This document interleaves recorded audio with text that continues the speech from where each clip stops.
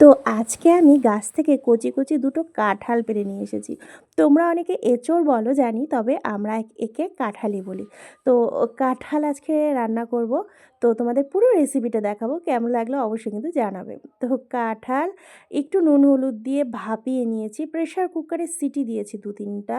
তারপরে যখন দেখলাম একদম নরম হয়ে এসছে, দেখো তোমাদের দেখাচ্ছি, একদম নরম হয়ে এসছে। নরম হয়ে এসছে মানে কি, কাঁঠালটা ভালো। তো আলুও দিয়েছি সাথে। তো এভাবে প্রেশার কুকারে দেখো আলুগুলোও কিন্তু গলে গেছে। তো এভাবে প্রেশার কুকারে তোমরা সেদ্ধ করে নেবে, তাহলে কিন্তু রান্না করতে খুব ইজি হবে। তো কি কি লাগছে মশলা তোমাদের বলছি। পেঁয়াজ তো লাগছেই, তার সাথে আদা রসুনের পেস্ট লাগছে, জিরের গুঁড়ো লাগছে, একটু লঙ্কার গুঁড়ো লাগছে, গরম মশলা লাগছে। তো এই দেখো কড়াইটা গরম হয়ে এসছে, তো আমরা দিয়ে দেবো সর্ষের তেল। তো সর্ষের তেল দিয়ে রান্না করি। সর্ষের তেল দেওয়ার পরে এই কাঁঠালগুলো যেগুলো নিয়ে এসেছি, এগুলো প্রথমে আলুগুলোকে ভেজে নেব। আলুগুলোকে মানে কাঁঠালগুলো না একটু বেশি নরম হয়ে গিয়েছিলো, না হলে কিন্তু গলে যেত। তো একটু হালকা হাতে ভেজে নেব, কারণ বেশি নাড়ানাড়ি করলে এগুলো কিন্তু গলে যেতে পারে। তো হালকা হাতেই ভেজে নিচ্ছি। সামান্য একটু হলুদ দিয়েছিলাম আর হালকা একটু নুন দিয়েছিলাম, কারণ নুন আর হলুদ দিয়ে কিন্তু আমরা ভাপিয়ে নিয়েছিলাম। তো দেখতেই পাচ্ছ। তো তোমরা কে কে এই সিজনে কাঁঠাল খেলে, মানে এঁচোড় খেলে অবশ্যই জানিও। এই যে একটু হলুদ দিয়ে দিয়েছি, এবং তারপরেই কিন্তু আমরা এটাকে আস্তে আস্তে কিন্তু একটু নাড়িয়ে নেব। একটু নুন দিয়েছি, নুনটা লাস্টে একটু চেক অবশ্যই করে নেবে তোমরা।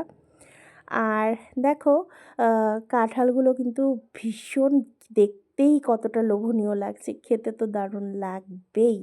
সো ভেজে নেওয়ার পরে আমরা এগুলোকে কিন্তু আমরা নামিয়ে নেব।